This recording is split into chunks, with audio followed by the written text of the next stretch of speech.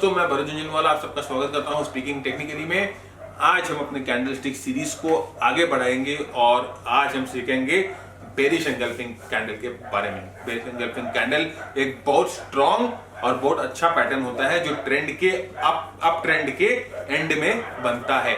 इससे जो up trend होती है वो खत्म होने वाली होती है, ये हमें वो बताता है और हम उसे देखेंगे एनहांसमेंट्स के साथ यूज करके और इसकी फेलियर को भी देखेंगे कि अगर ये कैंडल फेल हो जाए तो हमें इसे कैसे ट्रेड करना चाहिए, फेलियर का फायदा कैसे होता है। उससे पहले दोस्तों, अगर अभी तक आपने हमारा चैनल सब्सक्राइब नहीं किया है तो नीचे लगे सब्सक्राइब बटन को प्रेस करिए और हमारे चैनल को सब्सक्राइब कर लीजिए जल्दी से और अपने दोस्तों के साथ शेयर करिए क्योंकि वो भी इस सीरीज का फायदा उठा सके। जल्दी से चलते हैं अपने चार्ट्स की तरफ और देखते हैं बेरिश एंगल्फिंग पैटर्न। आगे बढ़ते हैं और देखते हैं। आज हम देखेंगे बेरिश एनगल्फिंग पैटर्न के बारे में। तो जैसे आपने चार्ट्स पे इस स्लाइड पे आपने देखो, आप देख सकते हैं कि मैंने एक बेरिश एनगल्फिंग पैटर्न बना रखा है और एक ट्रेंड जो है, पहले एक डोमिनेंट ट्रेंड ऊपर की तरफ चाहिए और एक वाइट बॉडी होती है और एक ब्लैक बॉडी होती है। तो आइए देखते हैं इसकी फॉर्मेशन गाइडलाइन और समझते हैं वो कैसे बनता है। तो डबल कैंडल पैटर्न है, जैसे कि आपको बताया कि एक व्हाइट बॉडी होती है और एक ब्लैक बॉडी होती है। तो दो कैंडल पैटर्न से ये बेरिश एनगल्फिंग पैटर्न बनता है। डोमिनेंट जो मार्केट की ट्रेंड होती है वो अप ट्रेंड होती है, मार्केट अप ऊपर की तरफ बढ़ते रहता है और उसके बाद ये जो व्हाइट बॉडी बनती है ये मार्केट में अप ट्रेंड बोलती है कि भाई मार्केट ऊपर की तरफ बढ़ते रह रहा है तो व्हाइट बॉडी बन रही है, तो मार्केट जो है ऑलरेडी अप ट्रेंड में रहता है। और उसके बाद एक ब्लैक कैंडल बनती है जो पहले वाले व्हाइट बॉडी को पूरी तरह से निगल जाती है, पूरी तरह से इस व्हाइट बॉडी को निगल जाती है, wraps around the white body, पूरी तरह से व्हाइट बॉडी जो रियल बॉडी होती है उसको निगल जाती है। तो अगर हमें ऐसा कैंडल मिले, ये व्हाइट बॉडी मिले और एक तो ऐसा कैंडल मिले, तो ये जो रियल बॉडी है उसको पूरा निगल गई है ब्लैक कैंडल, तब भी ये बेरिश एनगल्फिंग कैंडल बुलाया जा सकता है। फॉलोइंग सेशन कंफर्मेशन रिक्वायरमेंट होता है। अगर ऐसा कैंडल हमें मिलता है तो दूसरे दिन हमें कंफर्मेशन की रिक्वायरमेंट होती है कि दोनों कैंडल के लो, जो भी लो है उसके नीचे मार्केट जाना शुरू करे, तभी ये कैंडल को कंफर्म्ड पैटर्न बोला जाता है। तो कंफर्मेशन जो है हमेशा जरूरत होती है और हाई ऑफ द कैंडल जो होता है वो एक रेजिस्टेंस की तरह यूज होता है। तो ये है basic formation guideline. High of the candle resistance confirmation की दरकार होती है, दो कैंडल पैटर्न होती है, व्हाइट बॉडी जो होती है उसे ब्लैक बॉडी पूरी तरह से निगल जाती है। तो वो ये नॉर्मल फॉर्मेशन गाइडलाइंस है बेरिश एनगल्फिंग कैंडल की। मार्केट की क्या मैसेज है जब ये कैंडल बनता है, तो मार्केट हमें क्या बताना चाहता है। पहला कैंडल जो है signifies rally is in continuation, bulls are in control. इसका मतलब कि ट्रेंड भाई ऊपर की तरफ चल रहा है और पहले तो लास्ट डे है जो भी, उस दिन भी मार्केट बंद होते होते एक व्हाइट कैंडल बनती है। इसका मतलब जनरल होता है कि भाई ट्रेंड जो है वो कंटिन्यू है क्योंकि ब्लैक कैंडल बना है। नेक्स्ट डे क्या होता है कि एक बड़ा ब्लैक कैंडल बन जाता है जो कि उस व्हाइट कैंडल को पूरी तरह से निगल लेता है। तो ये ब्लैक कैंडल जो बना है ये व्हाइट कैंडल को पूरी तरह से निगल लेता है। इसका मतलब होता है कि जो सेलर्स हैं वो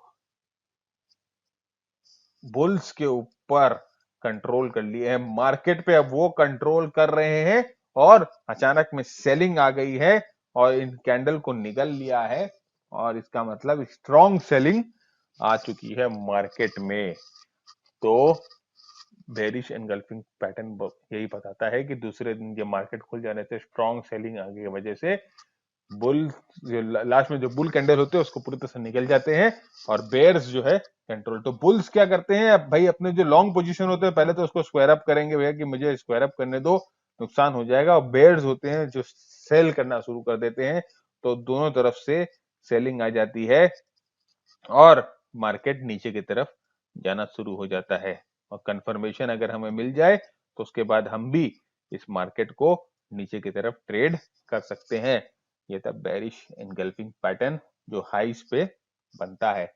देखिए ये बेरिश एनगल्फिंग पैटर्न इसके रियल बॉडी को निगल लिया हाई पे और ये रेजिस्टेंस जोन यहाँ पर, जैसे मैंने कहा कि इसके हाई को रेजिस्टेंस जोन जैसे यूज कर सकते हैं हम, और ये निकलने के बाद हमें कंफर्मेशन मिलता है और ये कंफर्मेशन वापस। तो स्टॉप लॉस अगर हम लगाएंगे तो ये दोनों कैंडल के ऊपर जो हाई है उस पे स्टॉप लॉस लगेगा और एंट्री यहाँ पर इस कैंडल के लो के नीचे लिया जाएगी।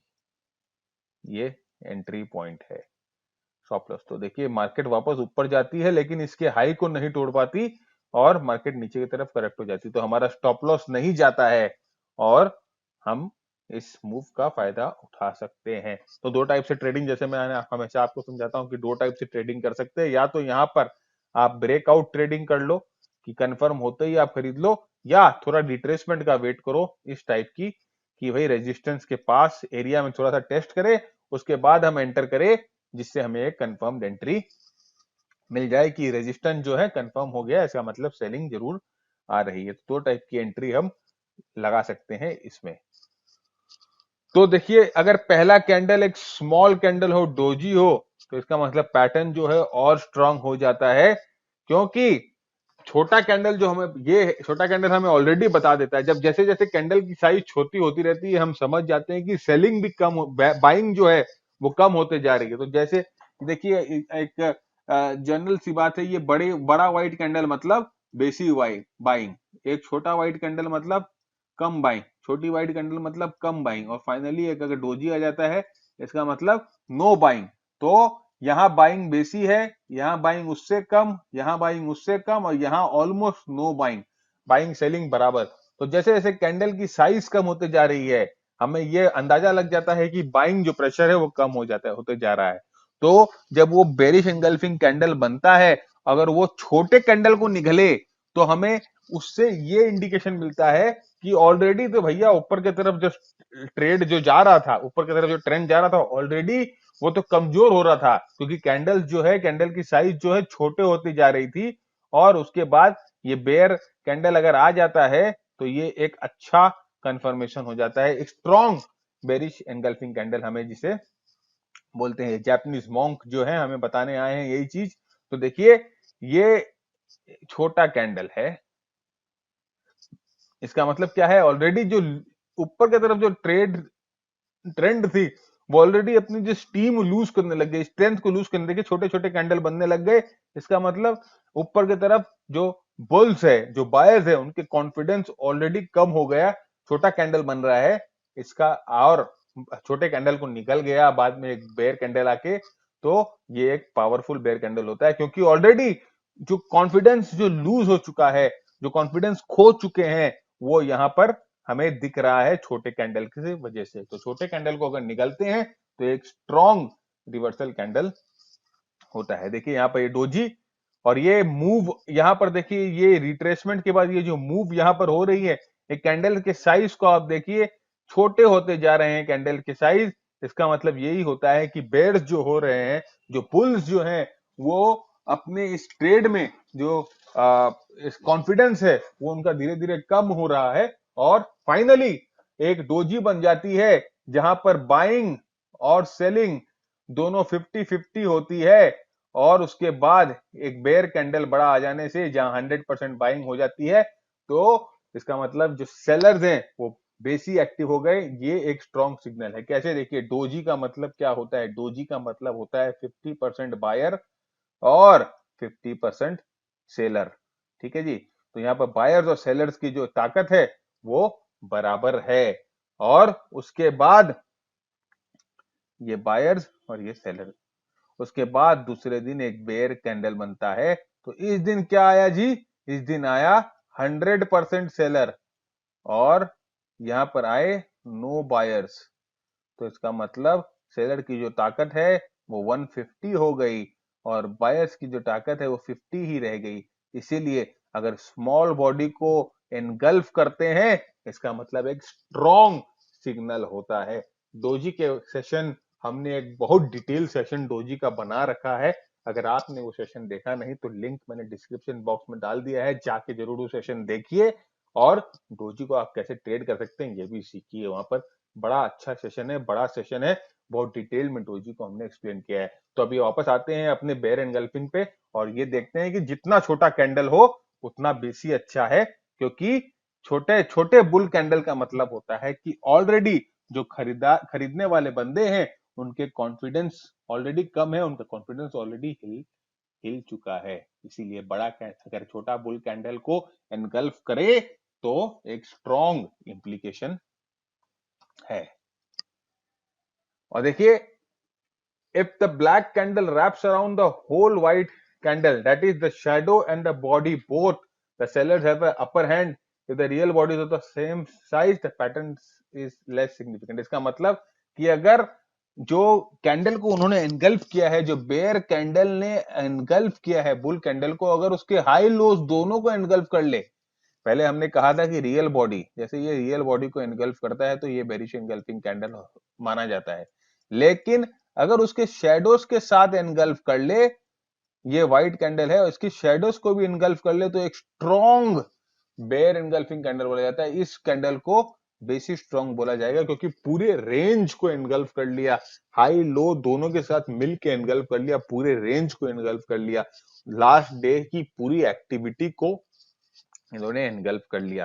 तो ये एक स्ट्रॉन्ग एनगल्फिंग कैंडल होता है जब पूरे के पूरे कैंडल को निगल लेते हैं।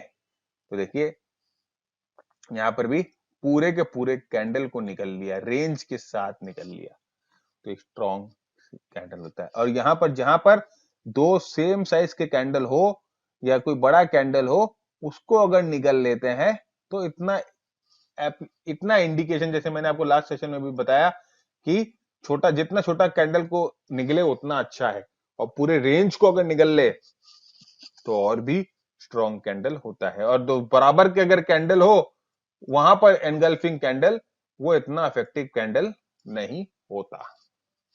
तो रेंज को अगर पूरे निगल ले तो एक स्ट्रॉन्ग कैंडल बनता है।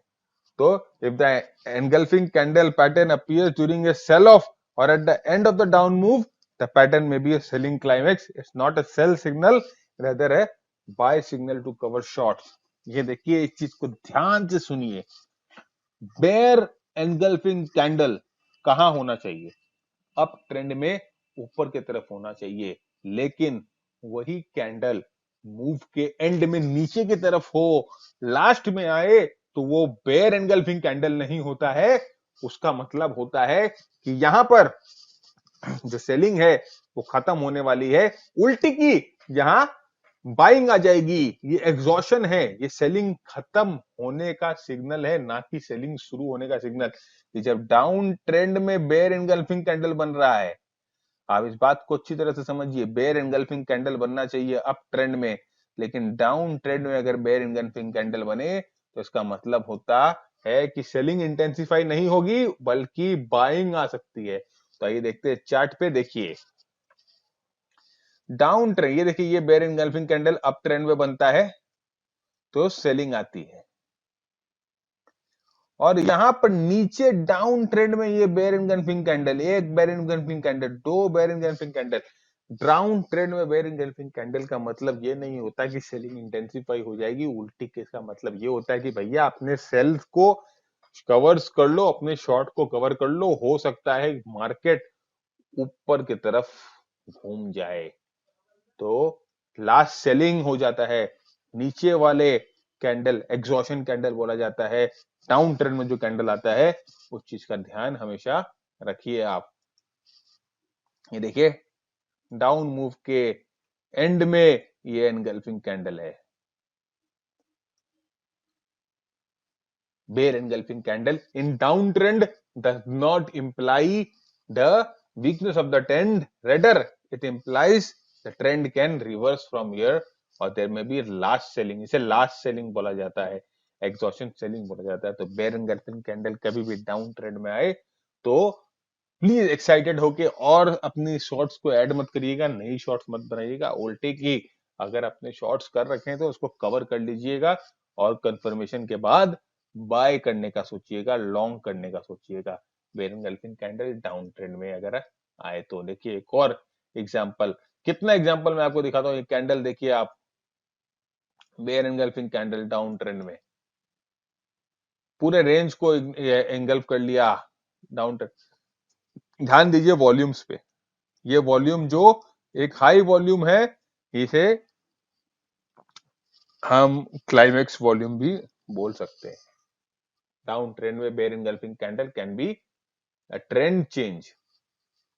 और देखिए high volume on the black candle further step up the bearishness. इसका मतलब क्या होता है कि जब हाई हाई वॉल्यूम, जब हमें अप ट्रेंड में बेयर कैंडल मिलता है और हाई वॉल्यूम्स के साथ बेयर कैंडल मिलता है, इसका मतलब जो सेलिंग है वो रियल सेलिंग है, इंटेंसिफाई हुई है सेलिंग, और ये हमें एक कंफर्म सिग्नल देती है कि यहाँ से जो ट्रेंड है हो सकता है नीचे की तरफ चले जाए। और ये हाई वेव कैंडल यहाँ पर आता है, ये भी अच्छे वॉल्यूम्स के साथ, बुलिश बेरिश एंगल्फिंग कैंडल अच्छे वॉल्यूम के साथ। और to add on to that, we are having the stochastics on the overbought area। तो overbought area, overbought conditions में हाई वॉल्यूम्स के साथ रेजिस्टेंस जोन पे एक बेयर एंगल्फिंग कैंडल मिल रहा है हमें, तो एक अच्छा सिग्नल है, हमें यह बताता है कि यहाँ पर वीकनेस है और हम आराम से मार्केट को शॉर्ट कर सकते हैं। देखिए again the same thing, high पे हाई वॉल्यूम और ओवरबॉट एरिया, कंफर्मेशन का वेट करते हैं, कंफर्मेशन मिलते ही सेल करते हैं और मार्केट करेक्ट हो जाता है।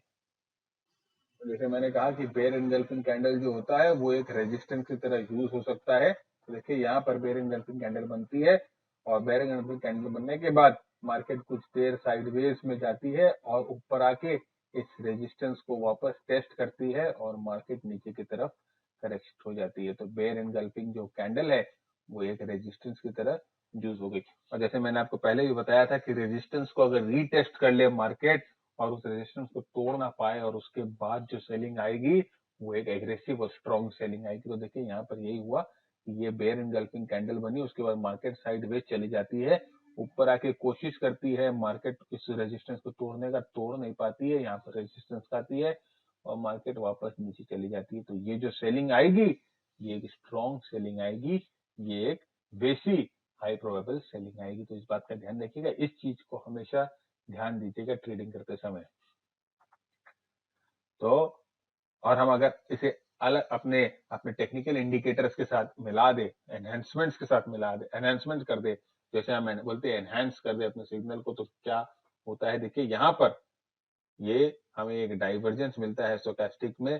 तो डाइवर्जेंस स्टोचैस्टिक्स में डाइवर्जेंस भी हमें पता मिलता है, यहाँ पर एक बेयर एनगल्फिंग कैंडल मिलता है, डाइवर्जेंस मिलता है, और ओवरबॉट एरिया में जो स्टोचैस्टिक है, डाइवर्जेंस जो ओवरबॉट एरिया में है, तीनों चीज मिल रही है, एक स्ट्रॉन्ग इंडिकेशन है यहाँ से करेक्शन का। तो इस टाइप के इंडिकेशन को हमें कभी मिस आउट नहीं करना चाहिए।